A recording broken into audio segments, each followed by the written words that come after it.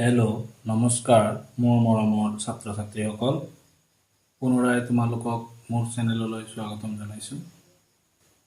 আজি মই class 10ৰ subject general মেথছৰ খুবেই ইম্পৰ্টেণ্ট চেপ্টাৰৰ বিষয়ে আলোচনা কৰিম। চেপ্টাৰৰ নাম হ'ল অংকন, অধ্যায় নম্বৰ 11.1, ইংৰাজীত কয় কনষ্ট্ৰাকশ্যন। এই চেপ্টাৰৰ পৰা এটা প্ৰশ্ন তোমালোকৰ ফাইনেল পৰীক্ষাত আহিবই খাটাং। ইয়াত থকা উদাহৰণসমূহ আৰু এক্সাৰচাইজৰ আটাইবোৰ 11.1 আৰু 11.2ৰ কনষ্ট্ৰাকশ্যনখিনি তোমালোকে যদি প্ৰেক্টিছ কৰা 4 মাৰ্ক তোমালোকে ফাইনেলত পাবাই। মই যেতিয়া এই অংকনটো কৰি যাম তোমালোকেও মোৰ লগে লগে ভিডিঅ'টো চাই অংকন কৰি ল'বা। প্ৰেক্টিছ হ'ব আৰু তোমালোকৰ বুজাত সুবিধা হ'ব। তেনেহ'লে আমি পলম নকৰাকৈ ভিডিঅ'টো আৰম্ভ কৰোঁ।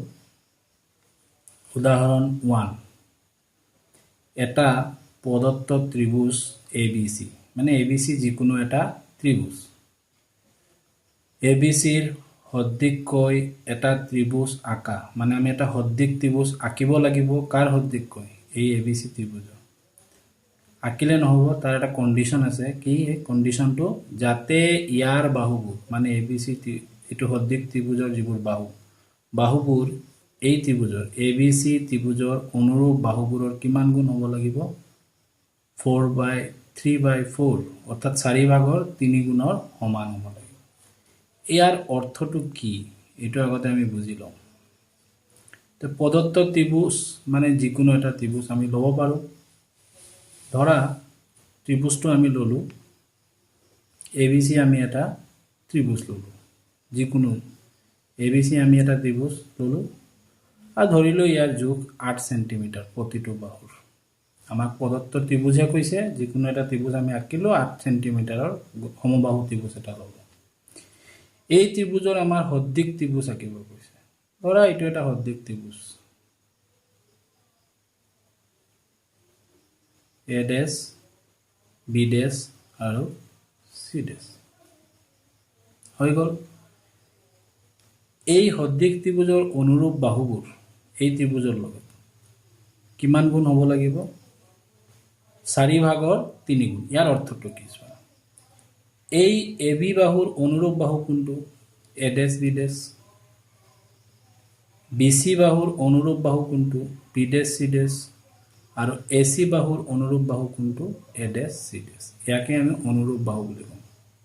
একে দিশত আছে, এইটো ত্ৰিভুজৰ যি দিশত আছে এই বাহুটো ত্ৰিভুজৰ সেই দিশতে আছে। এইদৰে বাহুবোৰক আমি অনুৰূপ বাহু বুলি কওঁ। কি কৈছে? সদৃশ এটা ত্ৰিভুজ আঁকা যাতে ইয়াৰ বাহুবোৰ, মানে ইয়াৰ অনুৰূপ বাহুবোৰৰ কিমান হ'ব লাগিব? 4 ভাগৰ 3 গুণ। তেনেহ'লে A dash B dash, A dash B ডেছ কাৰ সমান হ'ব? ABৰ অনুৰূপ। ABৰ অনুৰূপ বাহু, তাৰ কিমান গুণ? 4 ভাগৰ 3 গুণ। আৰু ABৰ জোখ আমি কিমান ধৰিছোঁ? 8। ইয়াতে আমি কিমান দিম? 8 দিম। 3/4, 4 দুগুণ 8 আৰু 2 3 গুণ 6। তেনেহ'লে আমাৰ এই বাহুৰ জোখ পালোঁ আমি 6। ঠিক A ডেছ B ডেছৰ দৰে আমি কি ল'ম? A dash C dash. A dash C ডেছৰ অনুৰূপ বাহু কোনটো? AC। ACৰ আকৌ কিমান গুণ হ'ব লাগিব? 4 ভাগৰ 3। ACত আমি কিমান বহাম? 8, 4 ভাগৰ 3, 2 3 গুণ 6, মানে আমি এইটো 6 পালোঁ। একেদৰে আমি কাৰ ওলাম? B ডেছ C ডেছ। ইয়াৰ অনুৰূপ বাহু BCৰ কিমান গুণ? 4 ভাগৰ 3 গুণ। BC আমাৰ 8, 4 ভাগৰ 3, 4 দুগুণ 8, 2 3 গুণ 6। তেনেহ'লে আমি যিটো সদৃশ ত্ৰিভুজ আঁকিলোঁ তাৰ আমি বাহুবোৰ এই অনুৰূপ বাহুৰ কিমান গুণকৈ ওলালোঁ? আমি 4 ভাগৰ 3, 4 ভাগৰ 3, 4 ভাগৰ 3 ওলোৱাৰ পিছত আমি কি দেখা পালোঁ? সদৃশ ত্ৰিভুজৰ বাহুবোৰৰ জোখ প্ৰদত্ত ত্ৰিভুজৰ বাহুবোৰৰ জোখতকৈ কম, মানে সৰু পালোঁ। সৰু পালে কি হ'ব, এই যে আমি সদৃশ ত্ৰিভুজটো আঁকিম, এইটো কাৰ ভিতৰত গঠন হ'ব, প্ৰদত্ত ত্ৰিভুজৰ ভিতৰত গঠন হ'ব। এইদৰে প্ৰদত্ত ত্ৰিভুজৰ ভিতৰত গঠন হ'ব। ছবিটো আমাৰ আঁকিবলগীয়া ছবিটো এইদৰে হ'ব। বিটো কমন বাহু হ'ব, এইদৰে আমাৰ হ'ব। কেলে হ'ল, কাৰণ আমাৰ সদৃশ ত্ৰিভুজৰ বাহুৰ জোখ প্ৰদত্ত ত্ৰিভুজৰ বাহুৰ জোখতকৈ সৰু। ইয়াৰ পৰা আৰু এটা আমি বস্তু গম পালোঁ, যদি হৰটো ডাঙৰ হয় লবৰ পৰা, তেতিয়া সদৃশ ত্ৰিভুজ প্ৰদত্ত ত্ৰিভুজৰ ভিতৰত গঠন হ'ব। আৰু যদি হৰটো সৰু হয়, তেতিয়া সদৃশ ত্ৰিভুজটো প্ৰদত্ত ত্ৰিভুজৰ বাহিৰত গঠন হ'ব, ইয়াৰ বাহিৰত যাব।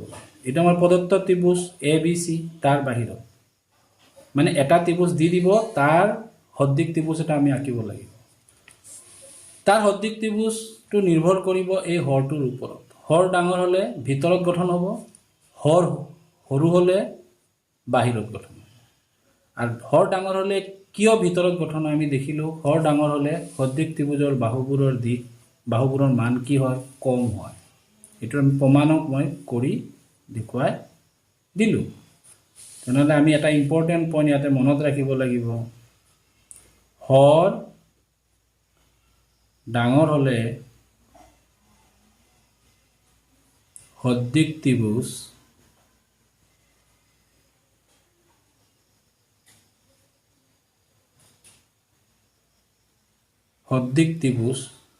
দিয়া ত্ৰিভুজৰ, যিটো এটা ত্ৰিভুজ প্ৰথমতে তোমালোক দি দিব, দিয়া ত্ৰিভুজৰ ভিতৰত গঠন হ'ব। এইটো খুব ইম্পৰ্টেণ্ট পইণ্ট। তেনেহ'লে এতিয়া আমি প্ৰথমতে আমি কি কৰিম, প্ৰদত্ত ত্ৰিভুজ এটা আঁকিম। প্ৰদত্ত ত্ৰিভুজ যিকোনো জোখৰ এটা ত্ৰিভুজ আঁকিলে হ'ল।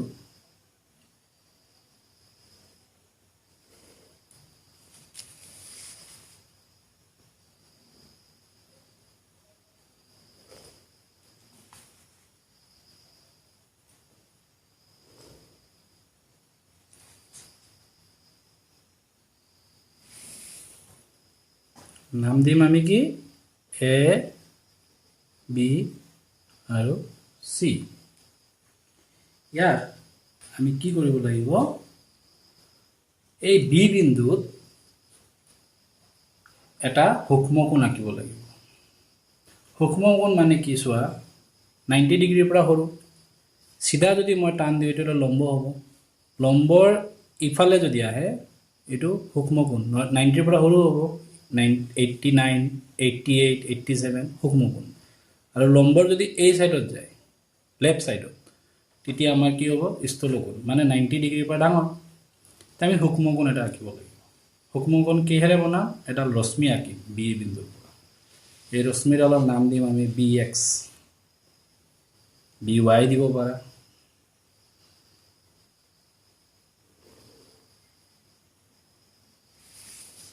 আমি কি দিলোঁ, এডাল ৰশ্মি আঁকিলোঁ, এইটোৰ নাম কি দিলোঁ আমি, BX। যি আঁকিবা লগতে তোমালোকে ধাপবোৰ লিখি যাবা। ইয়াতে কি লিখিবা,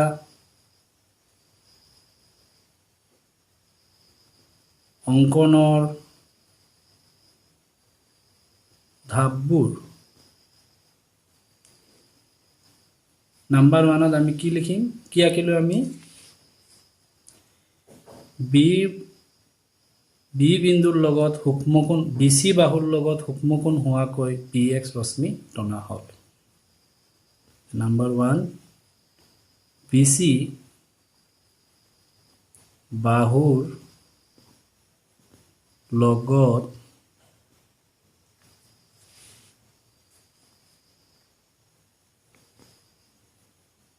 সূক্ষ্মকোণ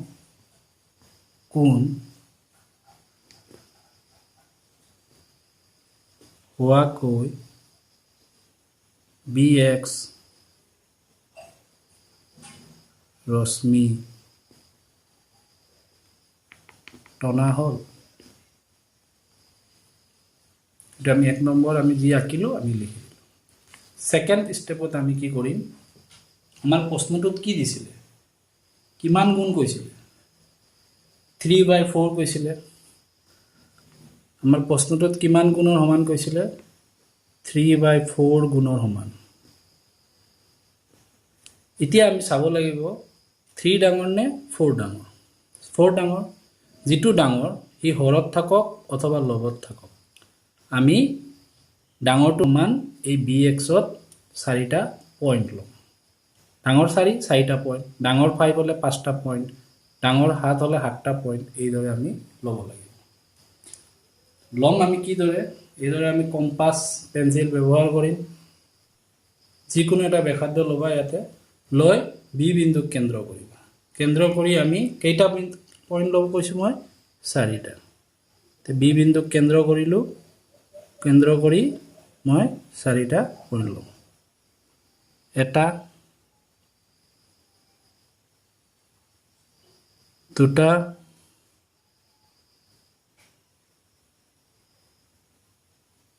তিনিটা আৰু 4টা আৰু এইবোৰৰ নাম মই কি দিম b1 এটা আমাৰ প্ৰশ্ন হয় এটো লিখিব নালাগে এটোৰ নাম আমি দিলো b1 ইয়াৰ নাম দিলো b2 ইয়াৰ নাম দিলো b3 ইয়াৰ নাম দিলো b4 4 ভাগৰ 3 গুণ এটো প্ৰশ্নত আছিল এই কাৰণে এটো মই লিখিছো এটোৰ পৰা আমি 4টো ডাঙৰ যি ডাঙৰ হ'ব এই কেইটা পইণ্ট লব লাগিব ব্যাসাৰ্ধটো আমি প্ৰথমটো নিজৰ ইচ্ছামতে লম তাৰ পিছত একে ব্যাসাৰ্ধ লৈ আমি 4টা লব লাগিব আমি bx ক কেইটা ভাগত বিভক্ত কৰিলো সমান ভাগত 4টা ভাগত কি নাম b1 b1 b2 b2 b3 b3 b4 তেনেহলে আমি 2 নম্বৰ বিন্দুত কি লিখিম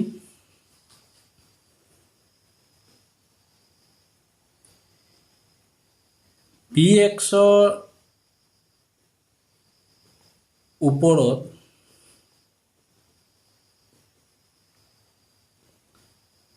চাৰিটা বিন্দু কি বিন্দু চাৰিটা b1 b2 b3 আৰু b4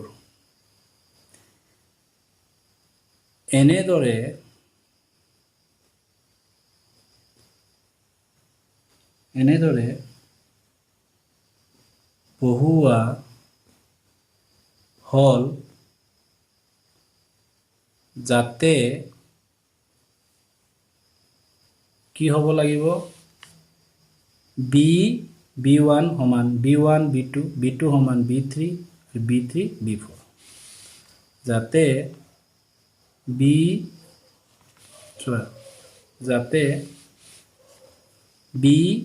b1 b1 b2 b2 b3 আৰু b3 b4 দুটা আমি স্টেপ হৈ গল এতিয়া আমি চাব লাগিব আমাৰ হৰত কি আছে হৰত যি থাকিব সেই পইণ্টৰ লগত আমি c2 সংযোগ কৰিম হৰত আমাৰ কি আছে 4 আছে হৰত যি থাকিব ই ডাঙৰ হোক সৰু হোক কোনো কথা নাই বিভক্ত কৰিম আমি ডাঙৰটোৰ সমান আৰু c ৰ লগত সংযোগ কৰিম হৰত থকাটোৰ সমান হৰত কিমান আছে 4 তে 4 নম্বৰ পইণ্টটো তেনেহলে আমি কি কৰিব লাগিব c ৰ লগত সংযোগ কৰিব লাগিব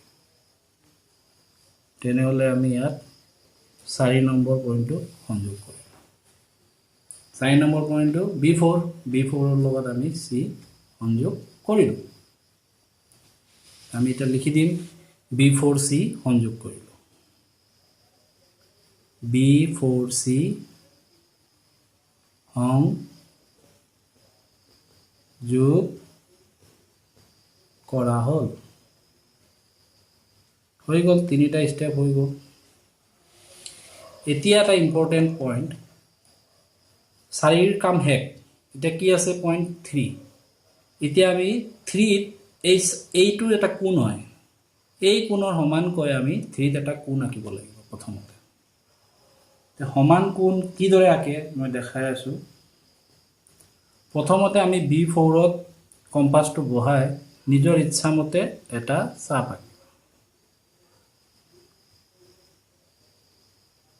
আঁকিলা। এতিয়া আৰু এইটো চেঞ্জ নকৰিবা। প্ৰথমত ইয়াৰ বহাই যিটো চাপ আঁকিলা এতিয়া সৰু ডাঙৰ কৰিব নোৱাৰিবা। নেক্সট পইণ্ট আমাৰ কোনটো 3ত বহাবা, বহাই একে ব্যাসাৰ্ধলৈ আৰু এটা চাপ এইটো। তাৰ পিছত কি কৰিব লাগিব, এই দুটা পইণ্ট আছে, কোন দুটা পইণ্ট, এই পইণ্টৰ মাজৰ দূৰত্বটো আমি কম্পাছেৰে জুখি লওঁ। এই যেটো অলপ ডাঙৰ আছে আমি অলপ সৰু কৰি ঠিক এইটোৰ সমান কৰিলোঁ। চাওঁ আমি সমান হৈছে নে নাই। এই যে সমান হ'ল। এতিয়া সমান কৰাৰ পিছত আমি ইয়াত কেন্দ্ৰ কৰিম, এই বিন্দুটো, এইটোত নহয়, এইটো তলৰটো যিটোত কাটিছিলে ইয়াতে কেন্দ্ৰ কৰি আমি এটা চাপ আঁকিম আগৰ হৈ গ'ল।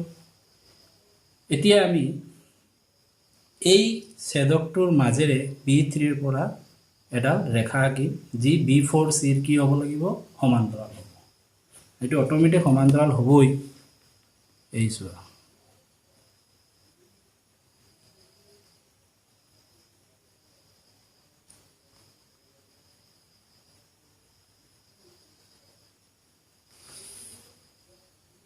টানিলোঁ। B3ৰ মাজেৰে এডাল ৰেখা টানিলোঁ, কাৰ সমান্তৰাল, B4Cৰ। এইটো B4 পইণ্ট, B4Cৰ সমান্তৰালকৈ আমি এডাল ৰেখা টানিলোঁ, কাৰ মাজেৰে টানিলোঁ, B3ৰ মাজেৰে। আৰু তাৰ নাম দিলোঁ আমি C'। সমান কোণ কিদৰে আঁকা শিকিলা। এতিয়া আমি 4 নম্বৰ পইণ্টটো কি লিখিম, 4 নম্বৰ ধাপটো আমাৰ কি হ'ব, কাৰ মাজেৰে ৰেখাডাল টানিলোঁ, চোৱা কাৰ মাজেৰে টানিলোঁ, B3ৰ মাজেৰে, কাৰ সমান্তৰালকৈ, B4Cৰ সমান্তৰাল। আমি লিখিলে হ'ল B3 মাজেৰে B4Cৰ সমান্তৰালকৈ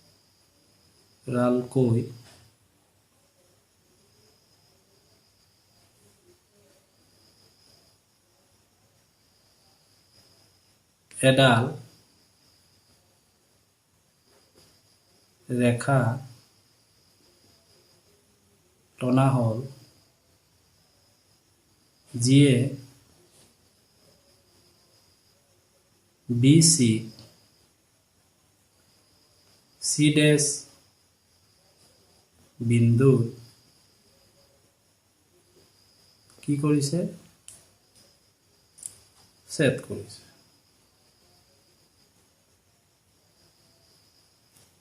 হৈ গ'ল। আমি 4টা ধাপ আঁকিলোঁ, 4টা আমি ধাপ লিখিলোঁ। এতিয়া ইয়াতে যিদৰে ইয়াৰ কোণটোৰ সমানে আমি ইয়াতে কোণ B3ত আঁকিছোঁ, ঠিক তেনেদৰে এই C বিন্দুৰ কোণৰ সমান আমি C' বিন্দুত এটা কোণ আঁকিম। একে আগৰ প্ৰচেছ, আমি Cত কেন্দ্ৰ কৰি এটা চাপ আঁকিলোঁ যিকোনো ব্যাসাৰ্ধ লৈ। এই ব্যাসাৰ্ধটো আৰু চেঞ্জ নহ'ব, একে ব্যাসাৰ্ধ লৈ আমি C' আকৌ এটা চাপ আঁকিলোঁ। তাৰপিছত আমি কি কৰিম, এই দুটা বিন্দুৰ যোগ ল'ম, এই দুটা বিন্দুৰ সমান আমি যোগ ল'ম। এই দুটা বিন্দুৰ সমান আমি যোগ ল'ব লাগিব।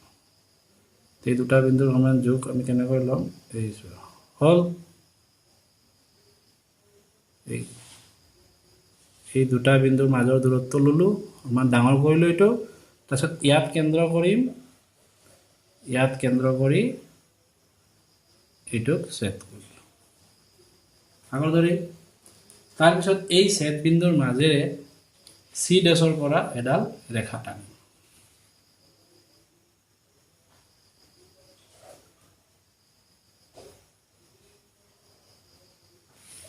এই ছেদ বিন্দুৰ মাজেৰে, ছেদৰ মাজেৰে C বিন্দুৰ পৰা এডাল ৰেখা টানিম। আৰু এই ৰেখাডাল কাৰ সমান্তৰাল হ'ল, AC। আৰু ই AB কোন বিন্দুত ছেদ কৰিলে, A'। চোৱা তেনেহ'লে চোৱা তোমালোকে আমি নতুন সদৃশ ত্ৰিভুজ পাই গ'লোঁ এ ডেছ বি চি ডেছ। আৰু মই প্ৰথমতে কৈছিলোঁ আমাৰ হৰটো সৰু হ'লে ডাঙৰ হ'লে আঁকিবলগীয়া ত্ৰিভুজটো প্ৰদত্ত ত্ৰিভুজৰ দিয়া ত্ৰিভুজটোৰ ভিতৰত গঠন হ'ব। মই প্ৰমাণ কৰি এটা প্ৰুফ কৰি দেখাইছিলোঁ। ভিতৰত হৈছে গঠন, অট'মেটিক ভিতৰত হ'ব। তেনেহ'লে আমাৰ প্ৰথম কাম কি, আমি এটা ত্ৰিভুজ আঁকিম।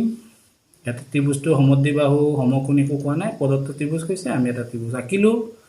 অঁকাৰ পিছত বিৰ লগত বি এক্স ৰশ্মি এটা ল'লোঁ সূক্ষ্মকোণ হোৱাকৈ। তাৰপিছত বি এক্সৰ ওপৰত আমি যিহেতু চাৰিটো ডাঙৰ, চাৰিটা সমান বিন্দু ল'লোঁ। লোৱাৰ পিছত হৰত যি থাকিব তাৰ লগত আমি চিটো কি কৰিলোঁ, সংযোগ কৰিলোঁ। আৰু এই কোণৰ সমানকৈ 4 হ'ল। এটা ওপৰৰ পইণ্ট থাকিলে 3 পইণ্টত আমি এটা সমান কোণ আঁকিম।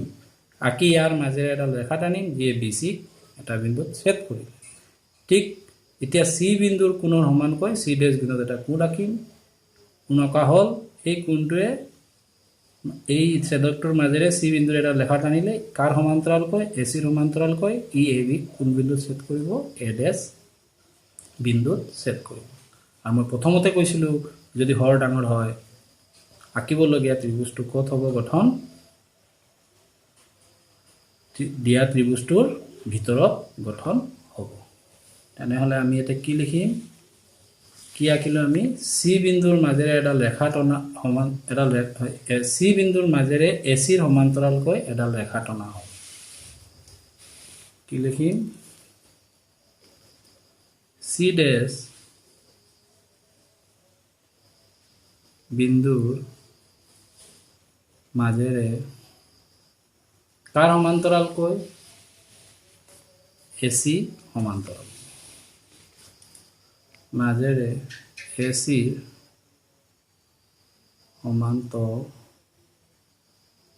সমান্তৰালকৈ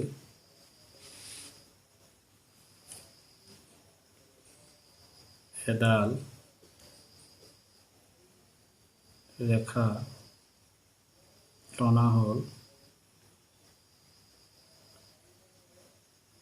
যিয়ে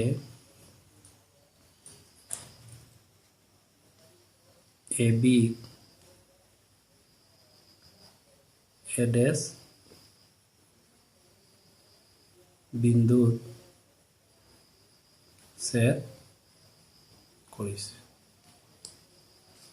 আমাৰ আঁকিবলগীয়া ত্ৰিভুজ কোনটো হ'ল, এ ডেছ বি আৰু চি ডেছ। নাম্বাৰ 6, এ ডেছ বি চি ডেছ হ'ল আঁকিবলগীয়া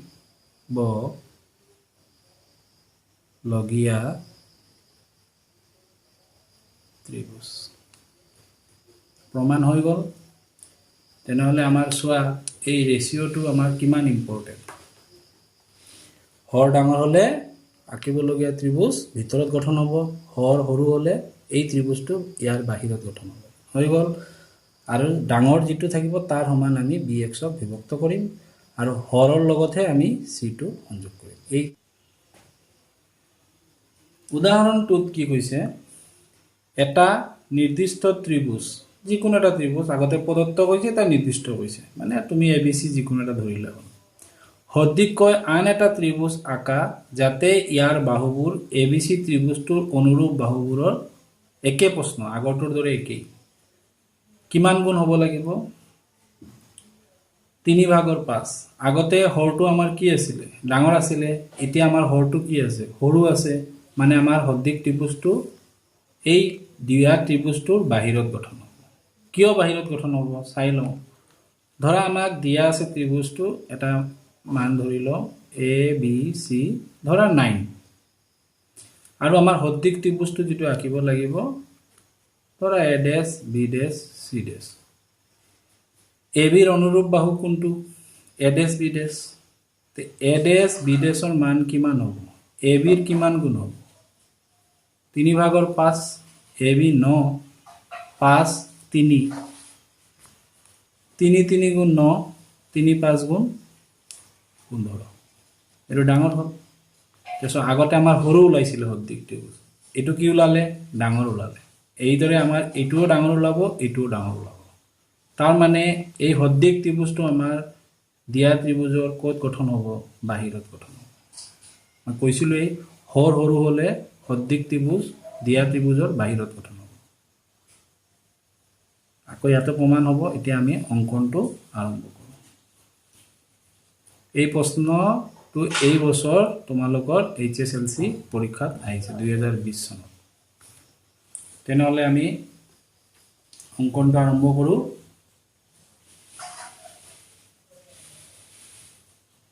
আগৰ দৰে আমি কি কৰিম? এটা ত্ৰিভুজ আঁকিম।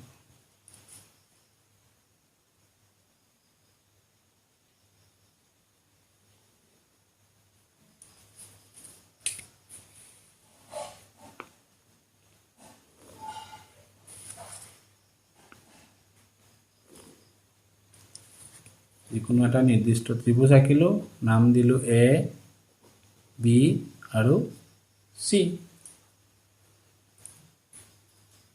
তাৰপিছত আমি কি কৰিম? বিৰ পৰা এটা সূক্ষ্ম কোণ হোৱাকৈ ৰশ্মি টানিম।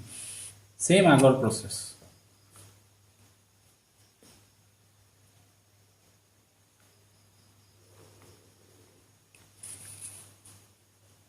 টানিলোঁ, নাম দিলোঁ আমি কি?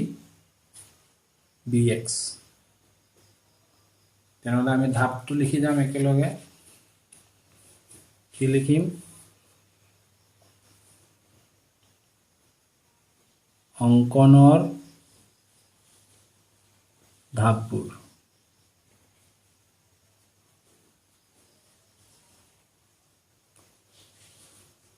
এক নম্বৰত কি আঁকিলোঁ আমি? BCৰ লগত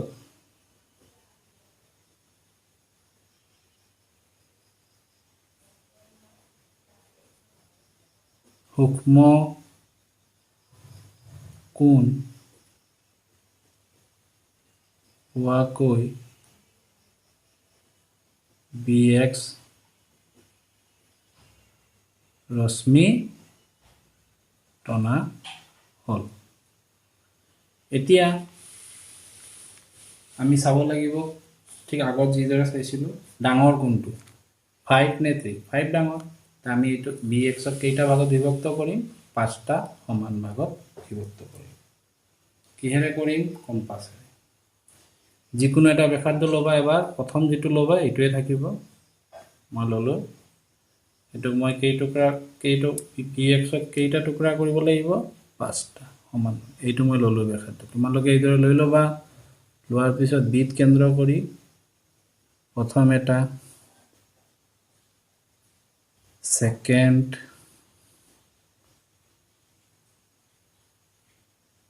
থাৰ্ড, ফ'ৰ্থ, দেন 5।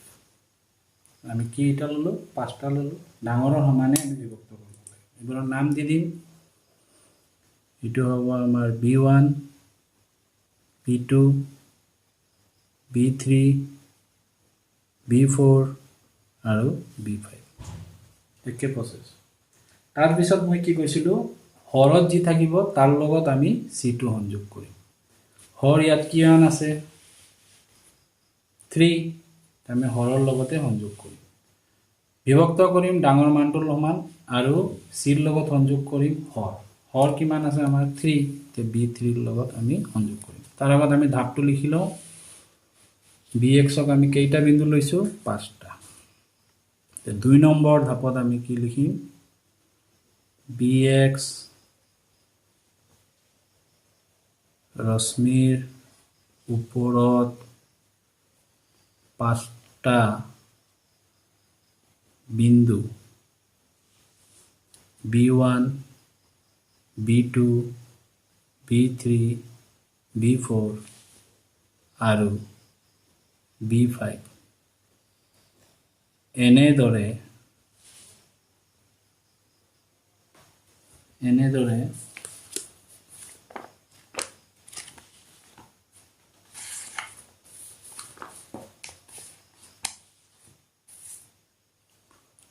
বহুৱা হল যাতে কিদৰে হ'ব যাতে এই পইণ্ট b1 কাৰ সমান হ'ব b1 b2 b1 b1 b2 b2 b3 b3 b4 b4 b5 আটাইবোৰ কি হ'ব সমান হ'ব যাতে কি হ'ব b1 সমান b1 b2 সমান b2 b3 সমান b3 b4 সমান b4 b5 হ'ব এটা আমাৰ সেকেন্ড আমি কৰিলো থাৰ্ড আমি কি কৰা হলাই হৰৰ লগতে সিটো যোগ কৰিম হৰ আমাৰ 3 তেনে হলে আমি ইয়াতে সিৰ লগত কি যোগ কৰিম 3 যোগ মানে সংযোগ সিৰ লগত আমি b3 সংযোগ কৰিম সংযোগ কৰাৰ পিছত আমাৰ বেলেগ আৰু এটা পইণ্ট যেটো থাকিব কি থাকিলে লগত 5 কি থাকিলে 5 5ত আমি কাৰ সমান কোণ আঁকিম এই কোণটোৰ সমান আমি কত আঁকিব লাগিব 5ত কোণ কেনেকৈ আঁকে আগতে আমি 3ত কি কৰিম এটা চাপ আঁকি লম যিকোনো ব্যাসাৰ্ধ লৈ পেলাই এটা চাপ আঁকিম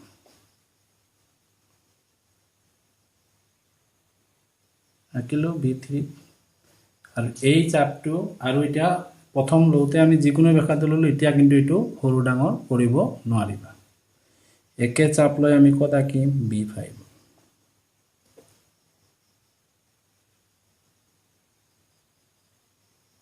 আঁকিলা তাৰ পিছত আমি এই দুটাৰ সমান যোগ লম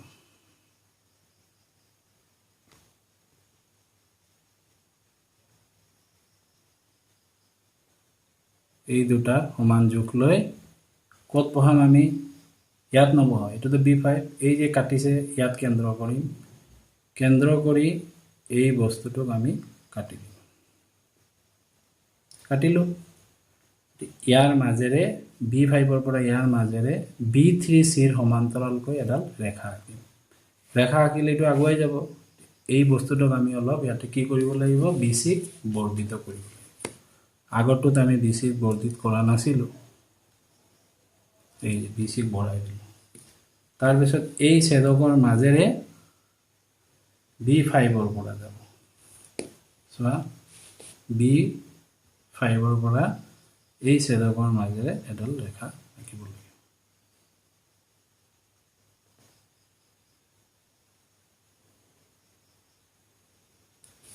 বল b5 ৰ মাজেৰে কাৰ সমান্তৰালকৈ আঁকিলা b3c ৰ সমান্তৰালকৈ আঁকিলো এইটোৱে বৰ্ধিত bc মাজত কটা নাই bc বঢ়াই দিয়াৰ পিছত এটো কোন বিন্দুত কাটিলে c ডেশ বিন্দু বৰ্ধিত bc এনেহলে আমি কি লিখিম ইয়াত 3 নম্বৰত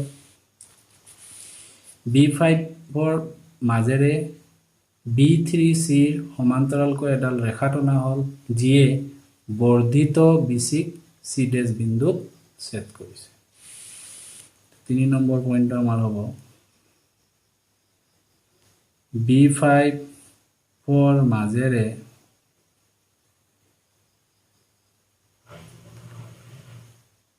b3c ৰ সমান তৰালকৈ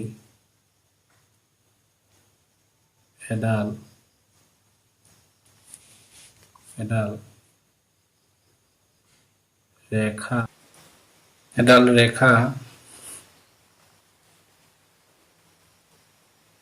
টনা হল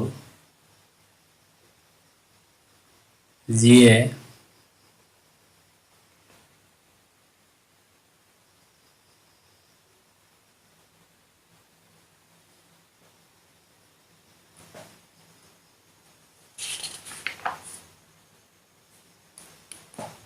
বৰ্ধিত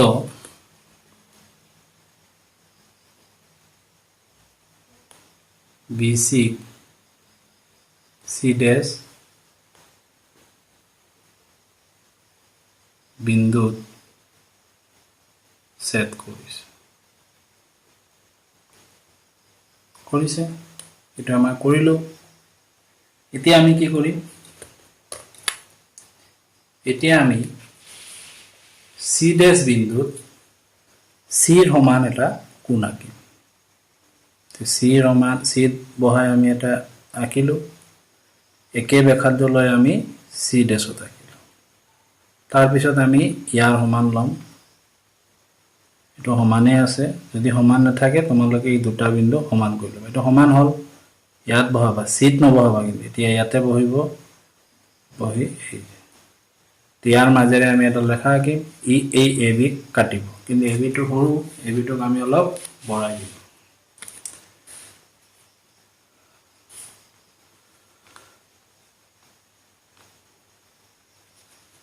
তেনেহলে আমাৰ এতিয়া এই C বিন্দুৰ মাজেৰে এই সেটটোৰ মাজেৰে এডাল ৰেখা যাব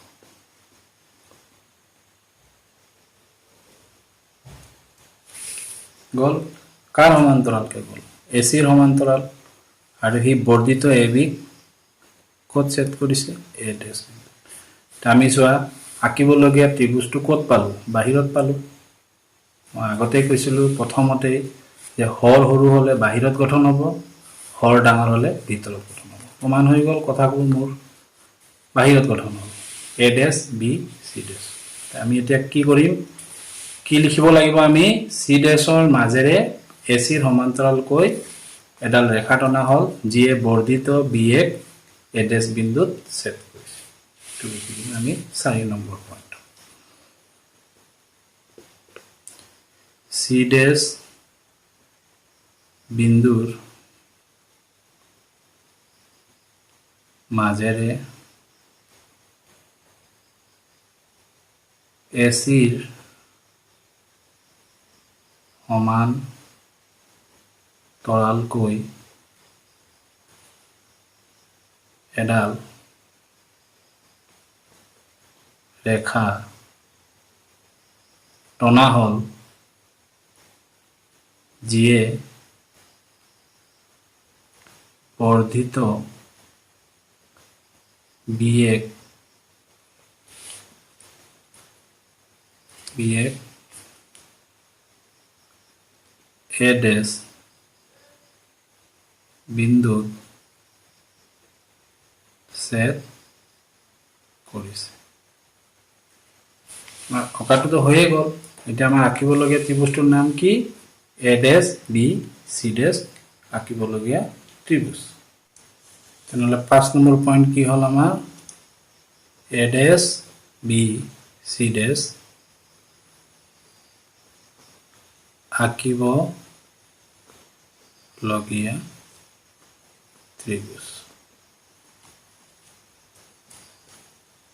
হৈ গল এতিয়া আমাৰ আছিল দুটা উদাহৰণ আজি আমি কৰিলো নেক্সট ভিডিওত আমি এক্সাৰসাইজ কৰিম প্ৰথম উদাহৰণ 2015 আৰু 18ত আহিছে তোমালোকৰ কাৰণে খুব ইম্পৰ্টেন্ট এইটো যদিও এই বছৰ আহিছে ৰিপিট কৰিব পাৰে এইটো প্ৰেক্টিস কৰিবা এইটো আমি A ডেশ B C ডেশ আঁকিব লগীয়া ত্ৰিভুজ আমি আঁকিলো এবাৰ ধাপসমূহ লিখি লোৱা চাই লোৱা এটা 1 নম্বৰ ধাপ 2 নম্বৰ 3 নম্বৰ 4 নম্বৰ আৰু এখত 5 নম্বৰ তেনেহলে আমি আজি দুটা উদাহৰণ কৰিলো যদি তোমালোকৰ ভাল লাগিছে তোমালোকে শেয়াৰ কৰিবা লাইক কৰিবা কিবা কমেন্ট থাকিলে মোক কমেন্ট কৰিবা কিবা কনফিউজন থাকিলে মোক সুধিবা কমেন্ট কৰিবা যদি মোৰ চেনেলটো সাবস্ক্ৰাইব কৰা নাই সাবস্ক্ৰাইব কৰিবা আৰু আগন্তুক ভিডিওবোৰ পাই থাকিবলৈ বেল বটনত প্ৰেছ কৰিবা থ্যাংক ইউ ধন্যবাদ